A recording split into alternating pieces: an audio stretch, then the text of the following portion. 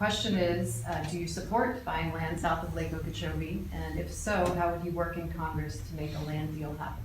Absolutely. I was thrilled to see that you surpassed 7,000 letters. I was at Stewart Beach on Saturday, participating in the rally where we spelled out buy the land. I 100% support buying the land. It is absolutely critical that we do it. We know that that is the most important step in order to stop these discharges. These discharges are affecting our way of life. It's affecting our economy and our public safety, and we absolutely have to do it, and we have to do it now. You know, this is the #1 issue here in this district, and I take it very seriously. It has been at the forefront of my campaign since the very beginning. It's absolutely critical that we don't get distracted by other issues surrounding buying the land.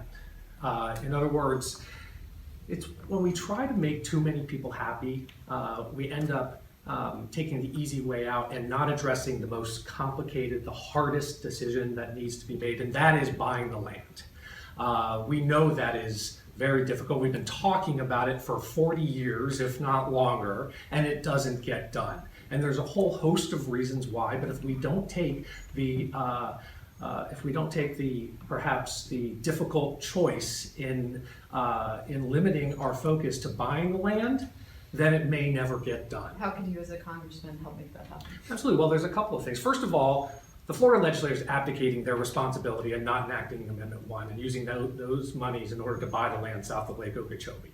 As a congressman, you have a very powerful spotlight that you need to use in order to shed light on issues that are important to the people of your district. And as a congressman, I will pressure the Florida legislature, Governor Scott, to do what the Florida voters overwhelmingly said they needed to do. 75% said use that money, buy the land south of Lake Okeechobee. If they won't do it, then I will take up where Congressman Clausen left off. I applaud him for proposing legislation at the federal level that would do just that, that would buy this land. And unfortunately, he's leaving Congress, but I look forward to taking up where he left off and buying the land south of Lake Okeechobee. You know, this is also, look, this is a clear contrast between myself and Mr. Perkins on this issue. Yesterday he put out a blog post in which he talked about a lot of different solutions here. It was talking about SERP, it was talking about SEP, it was talking about water farming, and 10 words in 1,000 were devoted to buying the land south of Lake Okeechobee.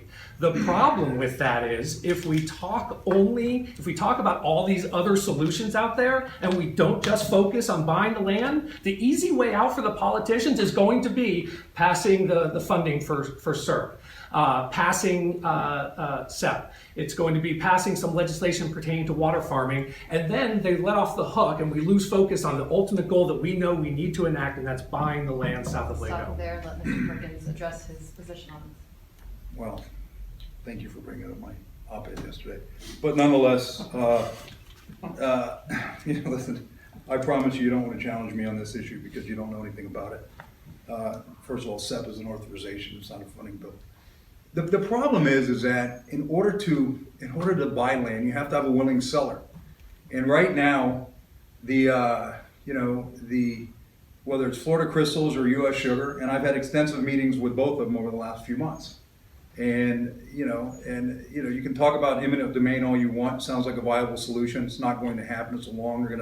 When you're dealing with families as powerful as they are, they're going to drag it out and protect the litigation for years, and that's just going to continue to delay all the projects that are currently on the board under SERP. So when you ask, listen, we have over 100,000 acres that have already been purchased. I will concede that some of the land that was bought is not very useful for what the intended purposes are, but it goes back to problem solving and finding common relation and the ability to solve problems. And I don't look. I'm not taking any money from agriculture. I'm not taking any money from sugar. I've known all parties, whether it's Robert Coker or Gaston and the Fanhools, for years, 15 years plus. What that allows me to do, as I've already done, is sit down and say, you have to become part of the solution. And acquiring land is going to be part of that solution. And you can explain to me all day long how, giving up 15% of your land or 50,000 acres of your land is only gonna solve 15% of the problem. What I look at doing is putting everything in a pie.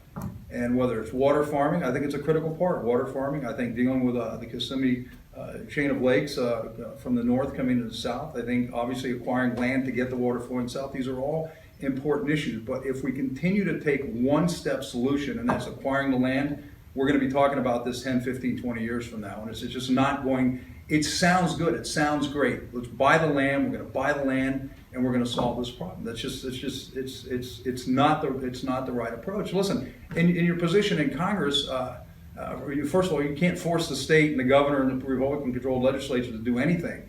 So this forceful, I'm going to come after you and make you do things, is, in my way, is just the wrong approach. It's going to get you nowhere. We have to find a way to work together, and that requires a problem solver, somebody who understands what the issues actually are, who's been doing it for 25 years and not from a courtroom. Look, it's a complex problem. It really is. But we're not taking anybody's land. That's just not going to happen. Okay, thank you, Mr. Zimmer. Well, I totally disagree with Mr. Perkins. I think that we need to buy the land, and not just buy the land. I mean, eminent domain, call it force majeure. This is not a case where we can negotiate and we can deal nicely. I mean, over here there is an ecological issue. There is damaging the environment, maybe for good. Okay, and we cannot be negotiating with guys that they might not be helpful. Eminent domain allows for us to go and take that land when there is a major issue, force majeure, a situation where really we have to do something quick. And I was watching Marco Rubio yesterday on TV trying to excuse himself also because they have been taking money from Big Sugar, Scott and Rubio, and they go around and they say there is no scientific conviction that we have a problem, that maybe the problem is in the north. Yeah, well, the water is coming from the north, but you see, the lake is accumulating sediment from the water from the north, yes, but it's accumulating sediment that is toxic. When the lake was very low in 2007, they tried to remove the pit underneath, all right, because originally that lake is not that old. As a matter of fact, it's only 6,000 years old. The sea level rose, and now the water level also rose, and we have the lake. And what would you do in Congress? But it was sand. Well, if what they're asking is for too much, I will force them, okay, through Congress to either accept whatever is fair value or swap the land.